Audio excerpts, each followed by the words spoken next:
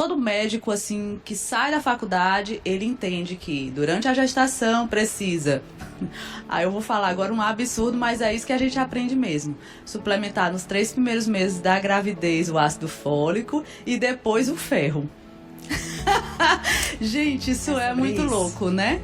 Porque a gente entende que o metilfolato ele precisa ser suplementado durante toda a gestação inteira, sem exceção, porque lá na frente, no período de maior desenvolvimento neurológico do bebê, no 3º trimestre, gente, os 3 últimos meses da gravidez, esse metilfolato, ele vai ser de uma importância fora do normal. Está relacionado à metilação do DNA. Olha então aí, ó. Então tá relacionado ali a todo o desenvolvimento, não só do sistema neurológico, mas do sistema imune também, né? Exato. E aí o ferro? Onde é que o ferro entra nisso? Como é que ele é importante? Como que a gente identifica, por exemplo, uma deficiência de ferro? Enfim, fala um pouquinho desse universo aí relacionado ao ferro. Olha, assim como tem a história da pandemia de mulheres que não conseguem engravidar, tem de pessoas com deficiência de ferro. É impressionante. E aí vem de um problema também de longa data, mexe com a alimentação, mas mexe também com o processo de digestão, mastigação e produção de ácido clorídrico, né? O próprio estresse que a gente vive, a maioria vive no dia a dia, faz com que a gente não produza tanto ácido no estômago. E aí a gente não absorve também o ferro.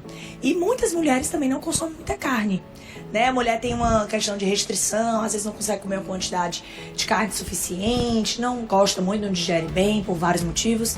E aí tudo isso leva a deficiência, né? Tem a menstruação, às vezes tem um excesso de sangramento. Então aí a gente tem que investigar a primeira causa, né? Mas vamos falar sobre o que eu tenho visto. Vou botar assim, 90%. Estou sendo boazinha. 90% de que chega lá no consultório para engravidar tem uma ferritina baixa. E não está sendo tratada porque a hemoglobina está normal. E o que é a hemoglobina? Só para vocês entenderem.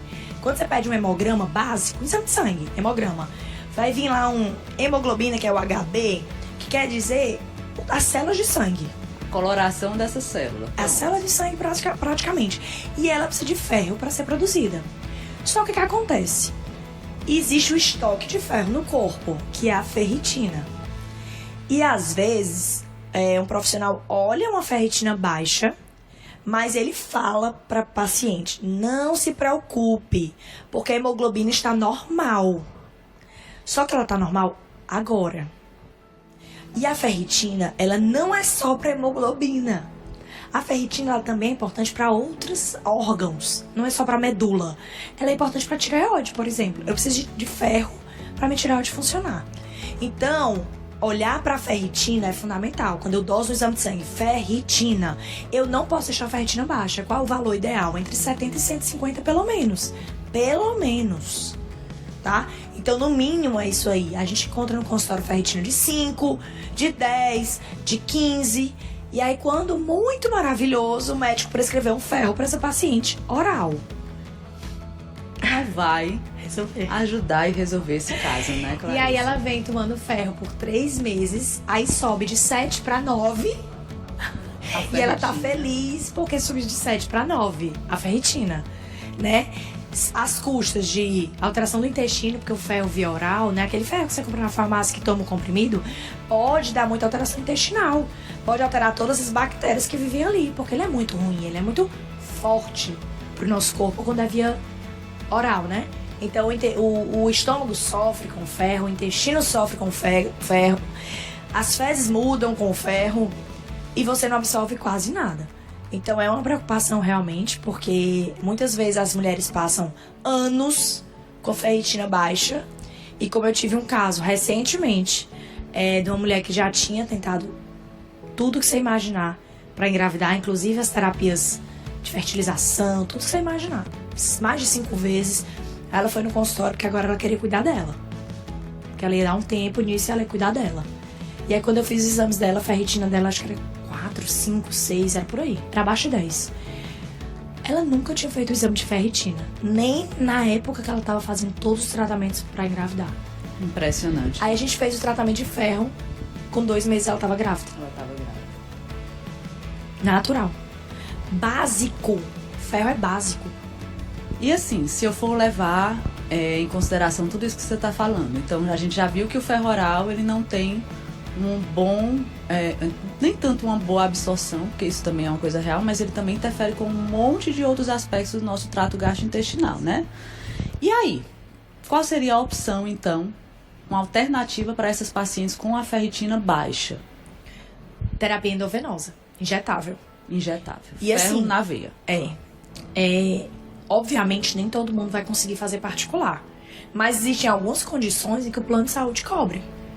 Então, existem condições, assim, às vezes é um relatório médico, algo específico que você demanda ali daquela paciente, e a paciente consegue, pelo plano de saúde, fazer um ferro injetável. Então, assim, não é um bicho de 7 cabeças, porque muita gente fica, mas como é que eu vou fazer? Porque eu não tenho acesso. Você consegue muitas vezes fazer pelo plano de saúde, né? Outros que não vão conseguir, tudo bem, faz particular, mas também nem é uma terapia tão cara. E é até assim, é como você disse, a questão de organização, né? Se você tem um objetivo ali, você quer se preparar para uma gravidez saudável, ou você está com problemas para engravidar, está identificando ali que a ferritina, no caso, está baixa, ou então se organiza de uma forma que você possa fazer essa terapia, que é o melhor, mais indicado para o caso dessa paciente, né? Que te dá resultado muito mais rápido.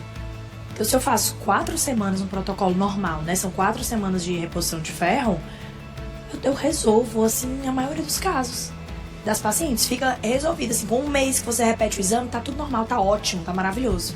Enquanto que se ela fosse ficar tomando ferro oral, ela podia tomar 6 meses, 1 ano e não ia resolver.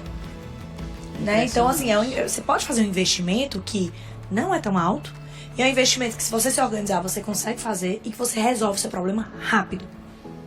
E eu também tenho, assim, uma dúvida, porque foi até uma paciente que veio esses dias lá no consultório, né?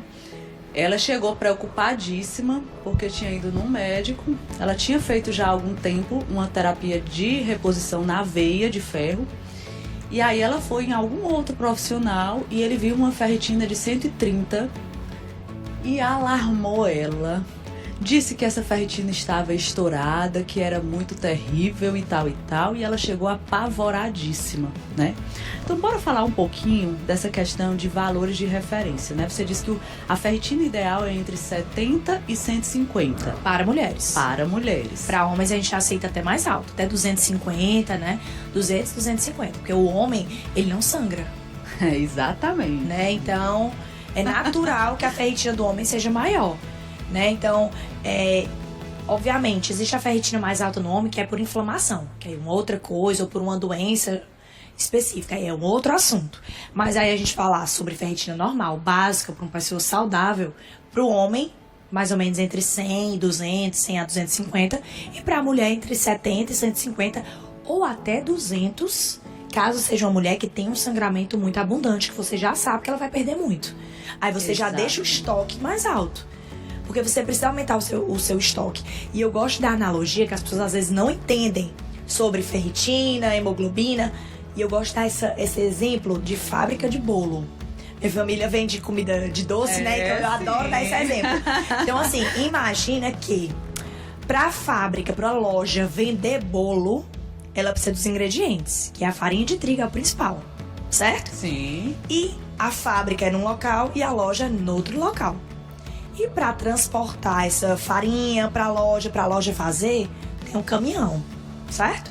Então eu explico assim, a farinha de trigo é a ferritina, é o estoque, lá na fábrica de farinha.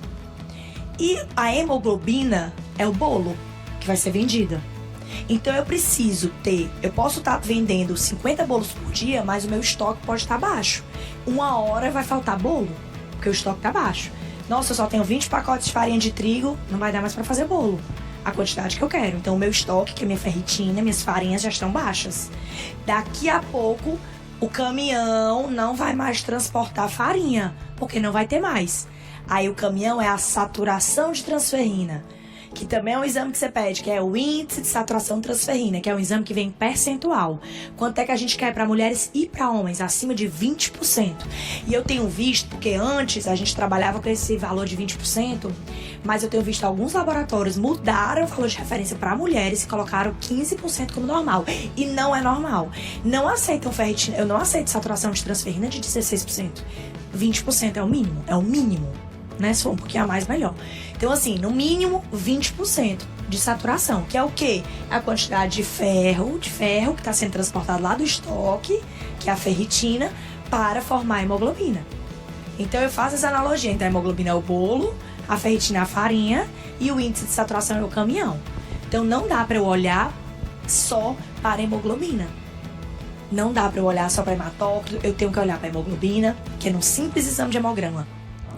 Eu tenho que olhar também para a qualidade dessa hemoglobina, né? A visualização, como é as características dessa hemoglobina. Que num simples exame de hemograma a gente vê. Então lá naquele comecinho, lá da hemoglobina, lá do eritrograma, né, que são as células vermelhas do nosso sangue, tem como é a hemácia. Se ela é bem corada, bem vermelhinha, ou se ela é descorada. Tem se ela tá grande ou se ela tá pequena. Isso já nos dá característica. Porque se eu tenho, por exemplo, um bolo que tá com pouco recheio, tá com pouca massa, eu já penso que meu estoque tá pouco. E aí estão economizando pra fazer bolo. Exatamente. Então, se eu tenho uma hemácia que tá descorada, não é vermelho, um vermelho bonito, é uma descorada, e ela tá menor do que o tamanho, já me dá indícios de que eu tenho uma deficiência na fábrica. Eu não tenho ferritina o suficiente. Eu não tenho estoque de nutriente. Eu não tenho ferritina. Ou se eu tenho, por exemplo, uma hemácia maior, aí eu já penso na vitamina B12, né? Então, assim, um simples exame de hemograma, ele nos dá muitos indícios de como tá a saúde daquela pessoa. Né? Fala sobre intestino, porque a gente consegue também, no exame de hemograma, a gente vê intestino. Tem os monócitos, os eosinófilos, os basófilos, que falam sobre desbiose, falam sobre parasitose, que são os vermes, né? Então, tudo isso num simples exame de hemograma. Mas a maioria só olha assim, não tem anemia não, tá ótimo. Aí passa a página. Desse jeitinho. A gente tá falando aqui, gente, de medicina do século XXI. Essa medicina aí, que olha só para pequenos parâmetros e olha de uma forma superficial para a paciente e o marido dela, e olha de forma superficial também para os exames. Essa é a medicina do passado, né? A gente está falando aqui do que há de mais atual e o que o médico também precisa ter um olhar para que a gente possa realmente exercer uma medicina de qualidade, né, Clarice? Isso Perfeito. É fundamental.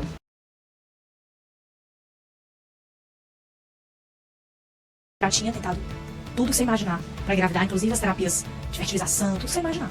Mais de 5 vezes, ela foi no consultório que agora ela queria cuidar dela. Ela ia dar um tempo nisso, ela ia cuidar dela. E aí quando eu fiz os exames dela, a ferritina dela acho que é 4, 5, 6, é por aí, pra baixo de 10. Ela nunca tinha feito o exame de ferritina, nem na época que ela tava fazendo todos os tratamentos pra engravidar. Impressionante. Aí a gente fez o tratamento de ferro, com 2 meses ela tava grávida.